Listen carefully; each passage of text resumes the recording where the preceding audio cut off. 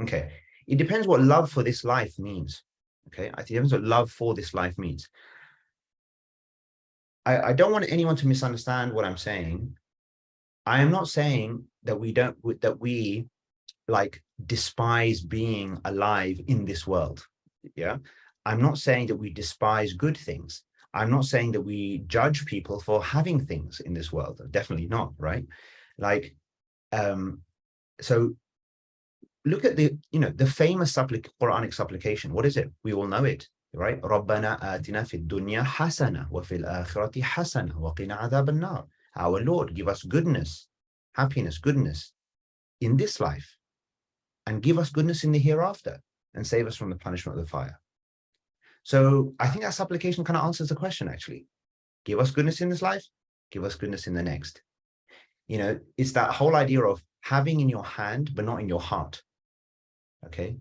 Imam Ahmed, one of the famous jurists, scholars, obviously, towering figures, in our history, he was asked, what is the definition of zuhud or asceticism?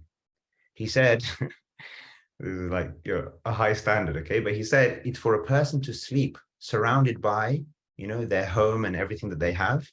And if they were to wake up and it was all gone, that it wouldn't change their state, It's very interesting. Now, obviously, that declares, or it talks of a high standard, but the idea is important. Okay, the idea is I might have these things. If I don't have them tomorrow, it won't really affect me that much because they're not inside me. I'm not connected to them. I'm not weighed down by them. A great example. I mean, when I was young, the Tablighi Jamaat used to come to our local masjid sometimes. And I remember, this is another thing I remember from my, I don't know why I'm harking back to the old days, but these things are just coming to my mind right now.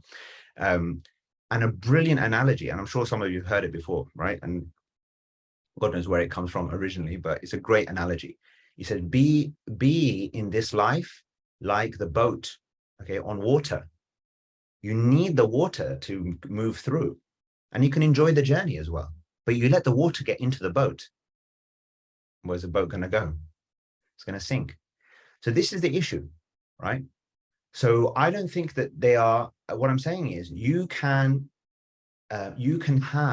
a person can have great blessings and happiness and fullness in this life and wealth and be successful, right? In a worldly sense.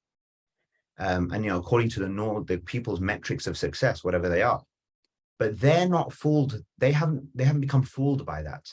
They haven't become overwhelmed by that, or they haven't become forgetful as a result. It hasn't clouded their vision of the hereafter. Now that's hard, of course, because the more there certainly seems to be some correlation, probably, between what someone has and the privilege they may experience and blah blah blah, whatever, and the blessings they have, and that obscuring their view, okay, of the of the future, of what is to come, because they get too occupied with the here and now. So again, if the Quranic verses, I think, give a decent context on this. Allah is not saying not to have of this world.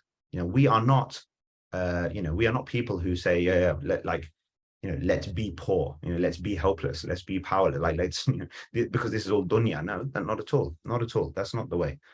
But it is about saying, let's have perspective all the time. Yeah. So absolutely, happiness, goodness in this life and in the next. And you know what I often say, and I think is a conclusion, to be honest, to be drawn from the Quran easily, and what many scholars have written about as well. I actually think that certainly collectively speaking, at least collectively, if over time collectively the believing community is not finding success in this world in a collective sense, I think they need to start wondering whether they're actually going to find success in the hereafter. Because the sunnah of Allah, his methodology, his way, is to give the true believers success in this world. And that's guaranteed all over the Quran.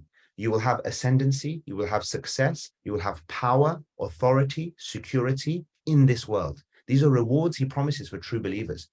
And so where we find ourselves, where on those metrics, even Quranic worldly metrics, we're not actually progressing, it might be because we have lost sight of what the true picture is. And we might be, funnily enough, in the midst of that difficulty and suffering, where we're not actually getting our act together. We might think that, well, it's okay because it's dunya, we're going to go to paradise because we're doing ABC, but, maybe not.